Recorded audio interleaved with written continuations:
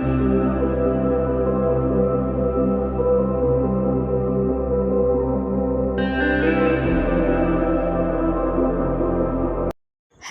Foodies, welcome to Divi Bhuvi vlogs.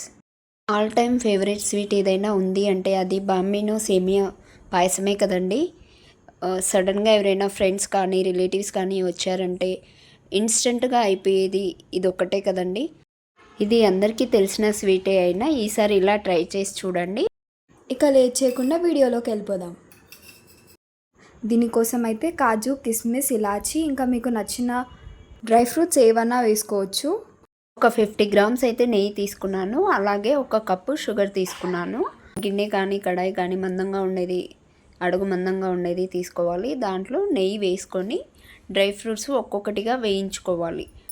కాజు, బాదాం అవన్నీ కూడా వేసుకొని ఒకసారి ఫ్రై చేసుకోవాలి. ఫైనల్గా కిస్మిస్ వేసి ఫ్రై చేయాలండి.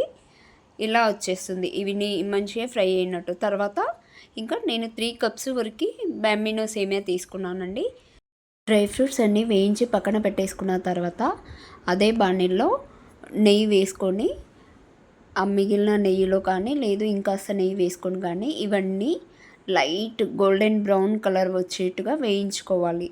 అప్పుడే ఇది విడివిడిగా ఉంటుంది, లేదంటే అతుక్కుపోతుందండి. పాయసం చేసినాక కాసేపటికి అతుక్కుపోతుంది.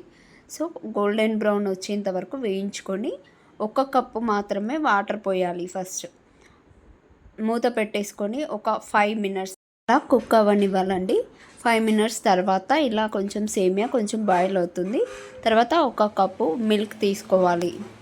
ఆల్రెడీ కాచి చల్లార్చిన పాలు తీసుకోవాలండి. వేడిగా ఉన్నా పర్వాలేదు, బట్ ముందే కాచి పెట్టుకోవాలండి. ఇప్పుడు పాయసం చేసినా కూడా మనం ఇందులో వేసే మిల్క్ ఏదైతే ఉందో అవి చాలా చిక్కగా ఉండాలండి. దాంతోనే పాయసం టేస్ట్ చాలా బాగా వస్తుందండి. అలానే ఒక మెయిన్ టిప్ ఏంటంటే మనము ఈ పాయసం చేసేప్పుడు మీగడ కానీ మలై అంటాం కదండి, అది 1 స్పూన్ వరకు వేసి కలుపుకోవాలండి. దీనివల్ల చాలా టేస్టీగా ఉంటుంది. అలాగే ఫైనల్గా అయితే ఇంకా మనం స్టవ్ కట్టేసిన తర్వాత మాత్రమే ఇలాచీ పౌడర్ వేసుకోవాలండి. అది కూడా కచ్చా పచ్చగా ఉండాలి. మరీ పౌడర్ లాగా చేసుకొని వేసుకోకండి, కొంచెం కచ్చి పచ్చిగా దంచుకోవాలండి. ఫైనల్గా డ్రై ఫ్రూట్స్ అన్నీ వేసేసుకొని ఒక 5 మినిట్స్ మూత పెట్టేసి అలాగే ఉంచండి. ఇప్పుడైతే చాలా వెరైటీ స్వీట్స్ వచ్చాయి కదండి. మన చిన్నప్పుడైతే మన మమ్మీ వాళ్ళు బర్త్డే వచ్చిందంటే చాలు బాంబినో పాయసమే చేసి పెట్టేవాళ్ళు కదా. కూడా అలాంటి జ్ఞాపకాలు ఏవైనా ఉంటే కామెంట్లో చెప్పండి. ఇక సర్వింగ్ బౌల్లోకి తీసేసుకుందాము. చూడండి ఎంత బాగా వచ్చిందో. ఇంగ్రీడియంట్స్ అన్నీ డిస్క్రిప్షన్లో ఇచ్చానండి. మీరు కూడా ఇంట్లో ఒకసారి ట్రై చేసి ఎలా వచ్చిందో కామెంట్ చేయండి. Thank you for watching this video. Please do like, share, subscribe to my channel.